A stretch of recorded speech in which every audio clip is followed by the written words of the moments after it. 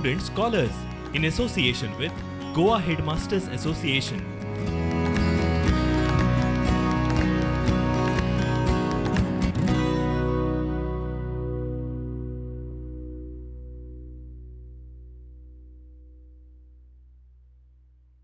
Good day students, today we are with the third video of Introduction to Trigonometry, and we had completed in the second video the entire problem.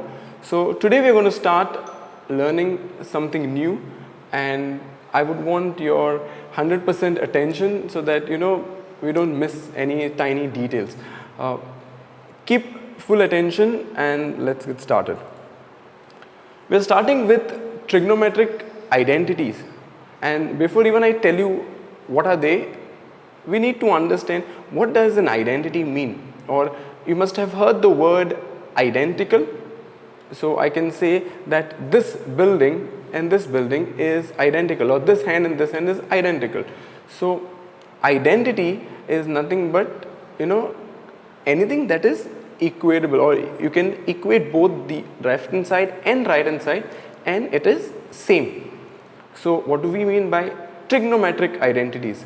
Trigonometric identities are nothing but trigonometric functions which are equal to probably another trigonometric function, or maybe a number, or maybe to anything, but it is true in all the possible conditions. That means you put any other value, the left hand side and right hand side is always equal.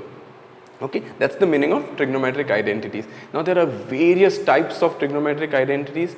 You might have Pythagorean identities, you can have double angle identities, you have half angle identities. There are many, but in your 10th standard Goa board curriculum, we only concentrate on the Pythagorean identities. Okay, because if you remember, we started this lesson entirely based on that first condition, that we believe that trigonometry will work only for right angle triangles.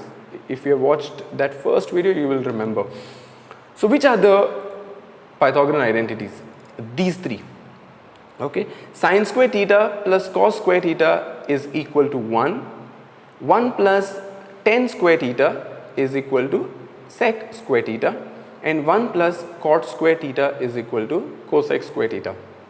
Now that theta that you can see is nothing but the angle that we are talking about, and it's a Greek symbol and it is called as theta. Alright, now what I have given you is the final result, but why take it directly and start accepting it and just learning it, it becomes difficult, right? So this is a way I could help you to remember. And remember this table, right? Sine, cos, tan, cot, sec, cosec, OA, OA, HH. Okay, but in trigonometric identities, we don't require the sides there. So what I will do is I'll just reduce them from here, and the way you can remember it is just by putting these arrows. So first arrow will tell you that sine square theta plus cos square theta is equal to 1. Next, I put an arrow like this, and it would be 1 plus tan square theta is equal to sec square theta. Then I put an arrow like this, and it would be 1 plus cot square theta is equal to cosec square theta. So just remembering the arrows that we can put, you can remember the three identities. But let us prove them now, and let's take the first one. So in a right triangle, for some angle A, which is theta, prove that sine square theta plus cos square theta is equal to 1. So first of all, let us have one figure to understand it better. Okay, so it's a right angle triangle, and I need some names. So ABC, and angle A is equal to theta. So let's mark that. After we are done with this, all that we will do is we'll put Pythagoras theorem for this triangle, and it would be, by Pythagoras theorem, AC square is equal to AB square plus BC square. Alright, now over here we will divide this entire equation by AC square. Now we will wonder, why divide only by AC square? I could have divided by anything, right? So I will tell you why do we divide it only by AC square in a minute, but just understand for now that we are dividing this entire equation by AC square. So what will happen? If I do that, I will write the same equation once again, and I have to divide it by AC square. Throughout that equation there are three terms, right? One on the left hand side of equal to and two on the right hand side of equal to. So you need to divide that AC square not only in one term but throughout that equation. So this is how it will look. And if you look on the left hand side now, I have AC square upon AC square, which will turn out to be 1. What happens on the right hand side? I have AB square and I have AC square. For now, just forget about that square. So just look at the figure and look at the sides that are there, AB and AC. Okay, now you remember all this, right? So this would become, AB is that side that has changed its color now, okay, and AC is the side that's turned into green. With respect to which angle are we talking? We are talking in terms of the angle theta. That means we are looking from that aspect, right? That angle. So when I look from angle theta or angle A, my AB becomes my adjacent and AC becomes hypotenuse. So which is that trigonometric function which is relating to adjacent upon hypotenuse? And if you look at the table which is there, adjacent upon hypotenuse will give you cos. Okay, so I can write in that equation after dividing that AB upon AC would become cos. For which angle? Theta. So cos theta. Okay, and then I told you just forget about that square, bring it back now and put it over there. So it would become cos square theta. Okay, same way BC upon AC. So this would become cos square theta, which I've already told you, and BC upon AC. So BC is nothing but from that angle theta when you are looking, BC is the opposite side. Okay, so opposite upon AC is the hypotenuse, which is that trigonometric function which is relating to opposite upon hypotenuse. It is sine theta, right? And since there was a square, it would become sine square theta. So we are coming to a conclusion here, opposite upon hypotenuse. So we got 1 after dividing AC upon AC is equal to cos square theta plus sine square theta, and just by rearranging those terms we get sine square theta plus cos square theta is equal to 1. This is the first Pythagorean identity. I hope you have understood this. And if you have any doubts, then my link to the channel is there. Just get in touch with me, ask your doubts, and I will be happy to sort them out for you. But if you did understand, then you can take a screenshot and write it on your book and you can practice it. Let's take the second identity now. Okay, so in a right triangle, for some angle A which is equal to theta, prove that 1 plus tan square theta is equal to sec square theta. Okay, so I have a figure and let us mark angle theta over here. So again we will do the same thing, we will just write Pythagoras theorem.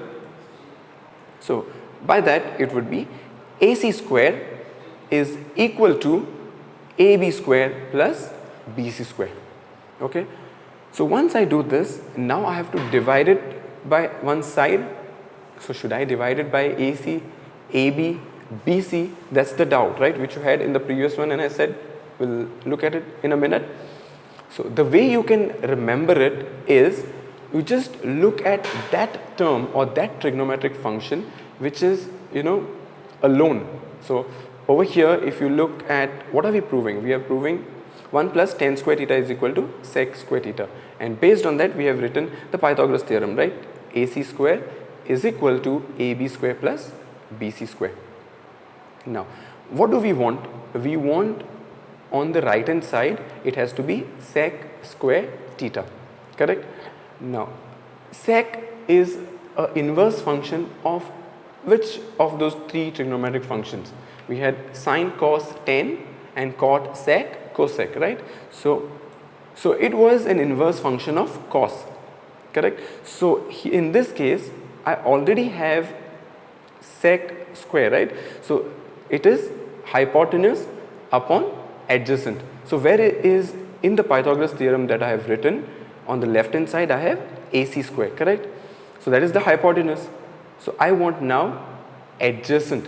So from angle theta when I look, which will be my adjacent? Adjacent will be AB, correct? So AC square upon AB square, and AB square is that side which I have to divide throughout.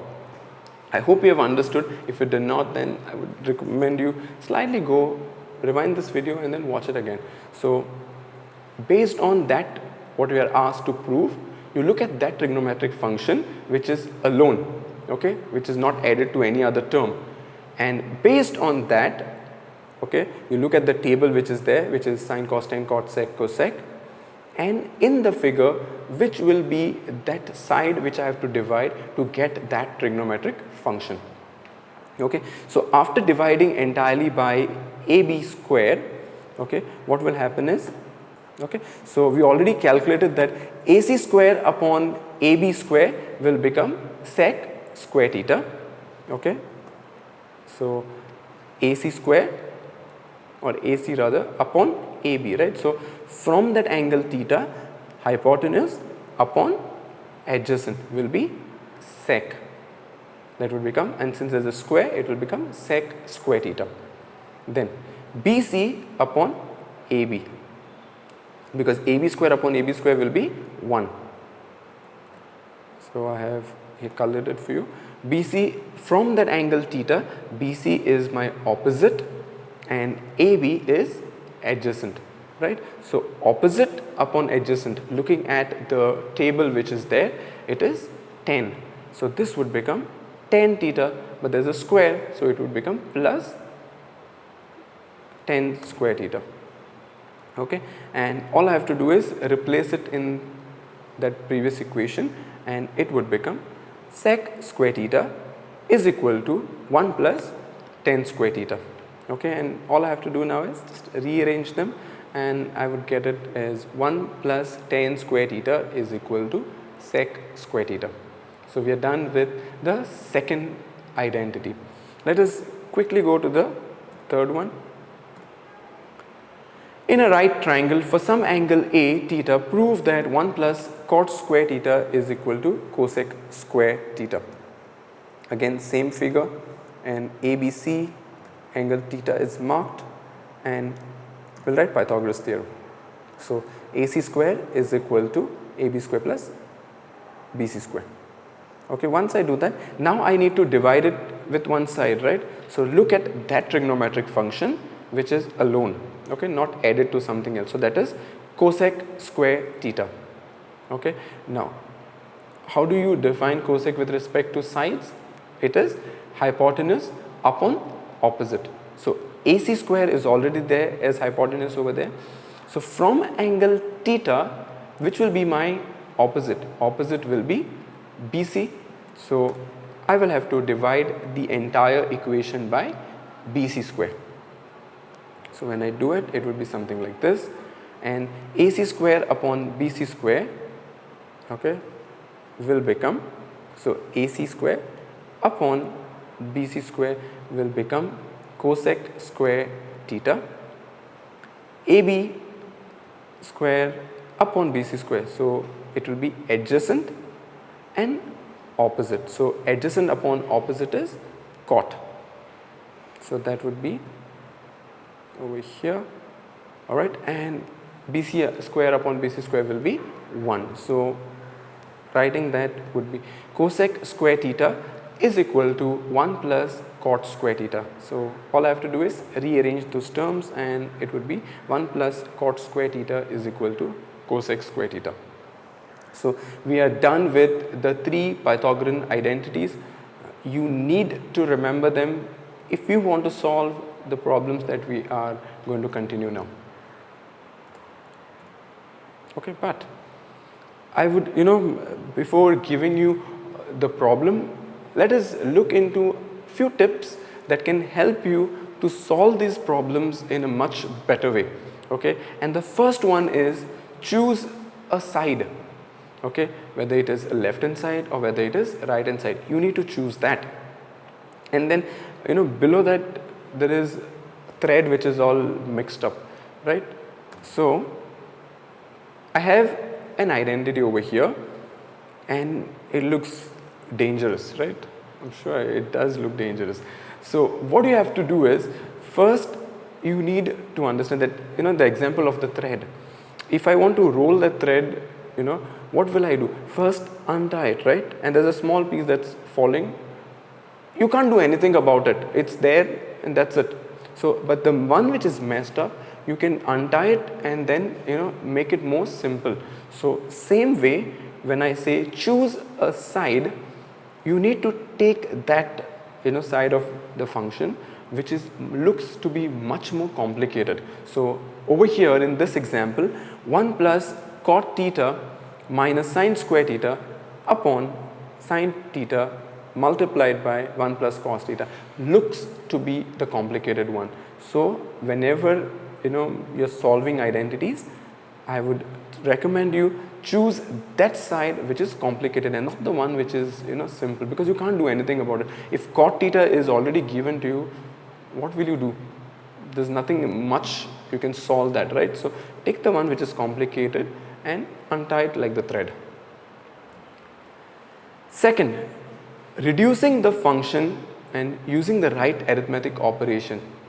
Most of the times students forget the basic of how to solve this bracket, and I've seen students do it as 1 plus 5 is 6 and 4 plus 3 is equal to 7. So it will be 6 plus 7 the whole square, which is completely incorrect. Okay, so reducing the function correctly is very important. I know that's not a function, those are numbers, but we'll come to the function in a minute. So how would you solve this part of the bracket? All I will do is take the first fraction. You must have done this in your lower classes. One of the way is LCM method, which we have dealt in the previous videos, or the other way would be taking the first denominator of the first fraction and multiplying in the numerator and denominator of the second fraction, and taking the denominator of the second fraction and multiplying it in the numerator and denominator of the first fraction. Simple, we have done this already. And what probably you would call it as cross multiplication. It is not exactly, because there's a plus sign there, but normally it is known as cross multiplication method, which is not so. Okay, so this would become, so I've taken the denominator of the second function and multiplied it in the first numerator and the denominator of the first function, and denominator of the first fraction is taken and multiplied in numerator and denominator of the second fraction. Okay, so this would become 1 multiplied by 3 will become 3 upon 12 plus 20 upon 12. So since I have common denominators now, I can write them once and then add the numerators. Simple, right? You have already solved problems like this, you know it. Now what we are going to do is we'll just replace those numbers and put trigonometric functions over there.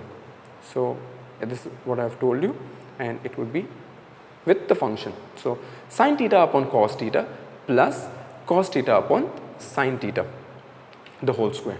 Now it will be completely incorrect if you're just going to divide sine theta and cos theta and say it is 1, because that division is possible only when there is a multiplication sign in the middle. But here it is a plus sign, and or if it is minus sign, then also I can't do all this division. So same logic will apply. We'll take the denominator of the first function and multiply it in the numerator and denominator of the second fraction, and same way denominator of the second fraction multiply it in the first numerator and denominator of the first fraction. This is what it would look like, and I know it looks a little complicated now, but sine theta multiplied by sine theta will become sine square theta. It is same like multiplying 2 multiplied by 2 will become 4. So Sin theta multiplied by sin theta will be sin square theta. In the denominator it will be cos theta multiplied by sin theta. You can't do much about it. Plus cos theta into cos theta will become cos square theta and sin multiplied by cos theta. So again the denominators become same. So I can write them once and add the numerators. So this would become sin square theta plus cos square theta in the numerator and cos theta multiplied by sin theta in the denominator. So now look at the numerator. What has happened? My numerators are same, or rather numerators become sin square theta plus cos square theta, correct? And it is the same identity that we have studied. Sin square theta plus cos square theta is equal to 1. So that entire thing changes and I can write 1 upon cos theta dot sin theta. That dot simply means it is multiplied. Okay, so we're done with two main tips. Choose the side, reduce the function properly. Okay, use Pythagorean identities, just what I have discussed right now. Okay, sin square theta plus cos square theta is equal to 1. Now this is the general way of writing the identity, but it need not be that when you are solving a problem it is given in the exact same way, and you will have problem if you are not able to, you don't have that eye to understand it. So you can write the same thing as sin square theta is equal to 1, that cos square theta which was on the left hand side, I take it on the right hand side, so it becomes minus cos square theta. So there might be a question where you have, after solving you get the entire thing as 1 minus cos square theta. So if required, you should be able to change that to sin square theta. Okay, or it can also be that you have it as cos square theta and what I require is 1 minus sin square theta. So you should have the eye to understand that this is possible. Okay, then next one is 1 plus tan square theta is equal to sec square theta. This is a normal way of learning it, and need not be that it is given straight away like that and always change the value. So it can be that you are given sec square theta minus tan square theta. After solving you get this as a result. So there I can directly put that as 1 because based on this identity. Okay, or it can be that I have it as sec square theta minus 1, so I should be able to write it as tan square theta. Or it can be 1 plus cot square theta is equal to cosec square theta, another one, and again not necessary it is given directly to you, but you need to able to understand that I can transpose them this side and that side and look what you are wanting. So do I want you to learn all these 9 identities? They're same, they're actually 3, but then just written in a different way. Don't learn them, don't by heart them, just learn the first of each one which we have already discussed, and as you solve a number of problems you will be able to understand that okay. So basically I get a question from students that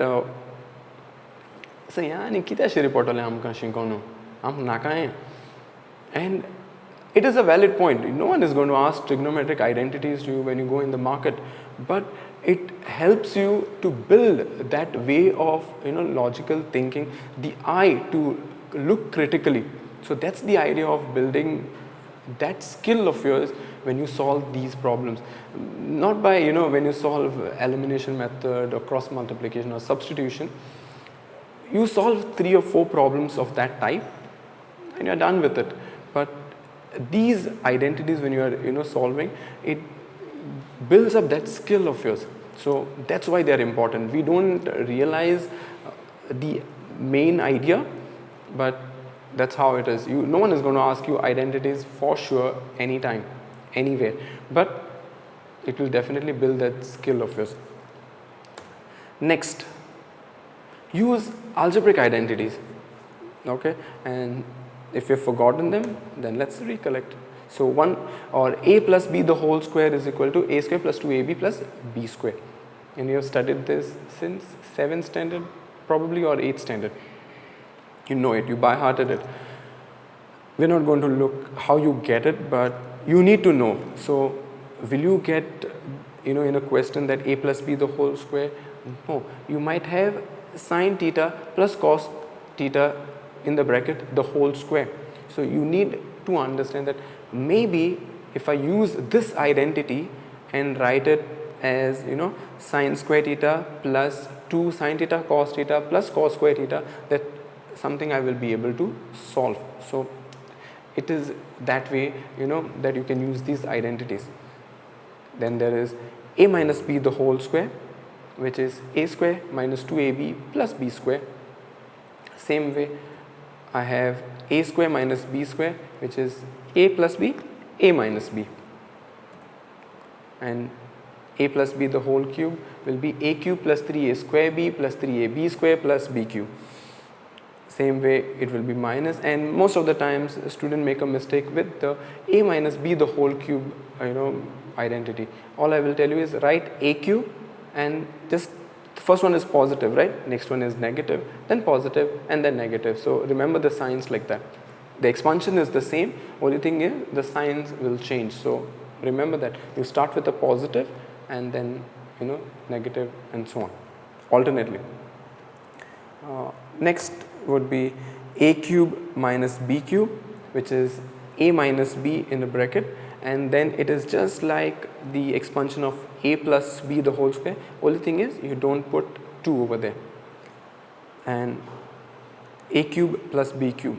So these are all algebraic identities which probably you have studied. If you have not, then I would recommend take a screenshot, learn them, which they can help you to solve these problems. Another thing that I have observed is a number of times the first, second and the third identity are the ones which are very important. So keep those in mind. Okay, the rest 4 are not very much frequently seen in questions. So the first 3 are very important. Next, changing the function to sine and cos. There can be a time when a question is given to you like this, and now you don't know what to do. There is no square, so there is no possibility that I have to use Pythagorean identities over there. There is no way that I can use any algebraic identities. So what do? All I have to do is change these trigonometric function in terms of sine and cos. So sec inverse function is 1 upon cos. So that sec A can be changed to 1 upon cos A. So it will be something like this. And tan A can be written as sin A upon cos A. And I'm sure some of you are thinking, wait, inverse function of tan A was actually 1 upon cot A, right? Then how come there is sin A upon cos A over there? Just look at it like this. Sin A or sine is with respect to sides is written as opposite upon hypotenuse. Same way cos is written as adjacent upon hypotenuse.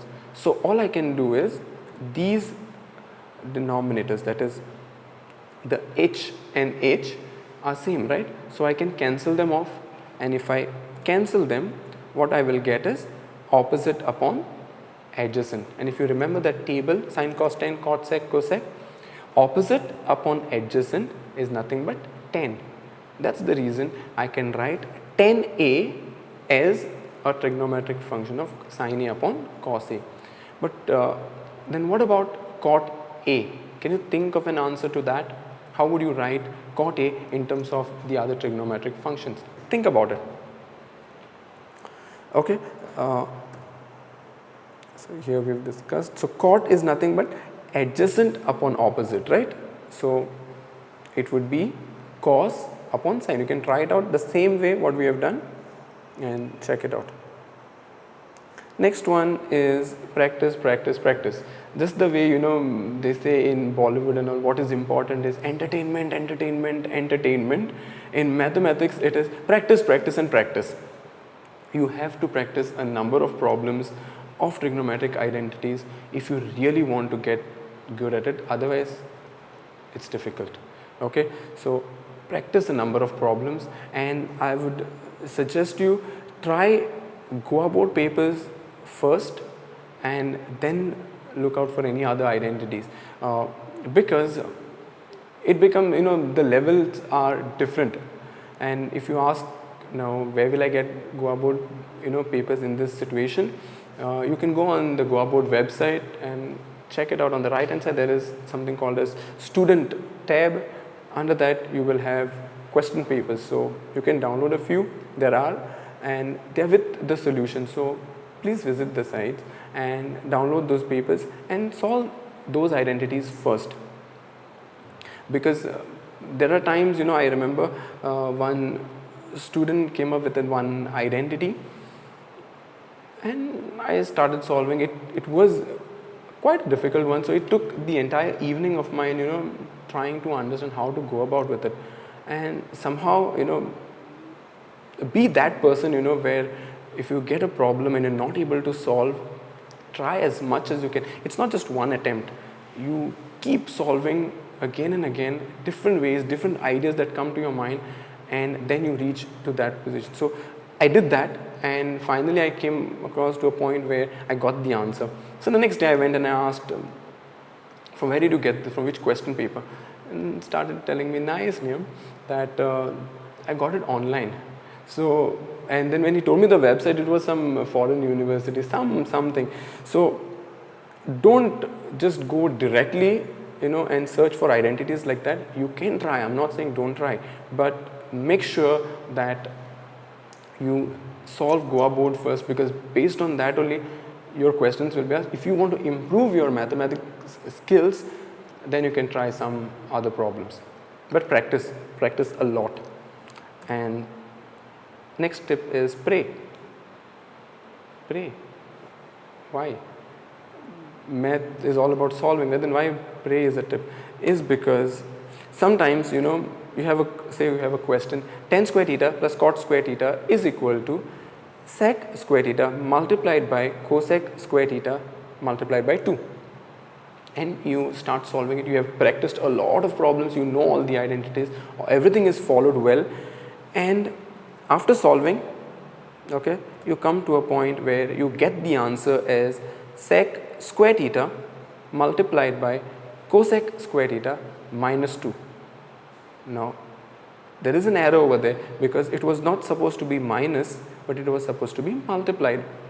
So in this case you have actually got the wrong answer, but you can just pray to God that, after all this efforts of studying and practicing, that the examiner misses out to check this small detail. But 99.9% of times it will not happen. They will definitely, notice it, but in case it is missed out, then you might get your marks. So follow these tips, follow the first few one, last one is optional, and practice a lot of problems. And knowing all these things, let's head with the first identity. Alright, so the first one is 1 plus cos theta multiplied by 1 minus cos theta is equal to 1 upon cosec square theta. So if you remember the first tip that we have discussed, choose the side. So if I look at all this, the left hand side seems to be a little bit complicated one. So let us take that. Okay, and the immediate thing that you have to do when you're solving the identities is that you write the exact question first and then write the left hand side only. So I will write it as LHS is equal to 1 plus cos theta, 1 minus cos theta. Okay, now whenever you have two brackets, okay, and you have different opposite signs, so remember it like you don't have to remember all the identities also. You have to know them, but don't by heart them. So two brackets and signs are different. So in one bracket there is plus, in the other bracket it is minus, but the terms are same. So in this case it is nothing but a square minus b square expansion. So a plus b, a minus b. So in this case it would become a square minus b square. Alright, so a square, that is 1 square, will become 1 minus cos square theta. Okay, now writing this 1 square or writing just 1 is the same thing. So I can just forget about that square and I can write it as 1 minus cos square theta. Okay, now look at this. Okay, look at the first identity that we had written. Sin square theta plus cos square theta is equal to 1. Now if I keep that sin square theta on the left hand side and take cos square theta on the right hand side, what will become? 1 minus cos square theta. I can change this. Okay, cos square theta is taken on this side, so 1 minus cos square theta. So I can write this 1 minus sin cos square theta is equal to sin square theta based on this identity. Okay, and this would become till here, right, sin square theta. But sin theta is inverse function is what? 1 upon cosec square theta. So all I can do is write this. So instead of sin theta, I can write it as 1 upon cosec theta, but there is a square, so I have to write 1 upon cosec square theta, and that is what is asked in the right hand side. So we are done proving the identity. Simple, right? Yeah, it is simple. Just that it looks complicated, it is easy if you practice. Okay, next one is prove that sin square a upon cos square or cos a plus cos a is equal to sec a. Alright, so you can think about it, do whatever mathematical operations, whatever you want to do based on the tips that I had given to you, and try solving it, and we will continue this in the next class. Till then, this is Joel saying bye. Take care. God bless.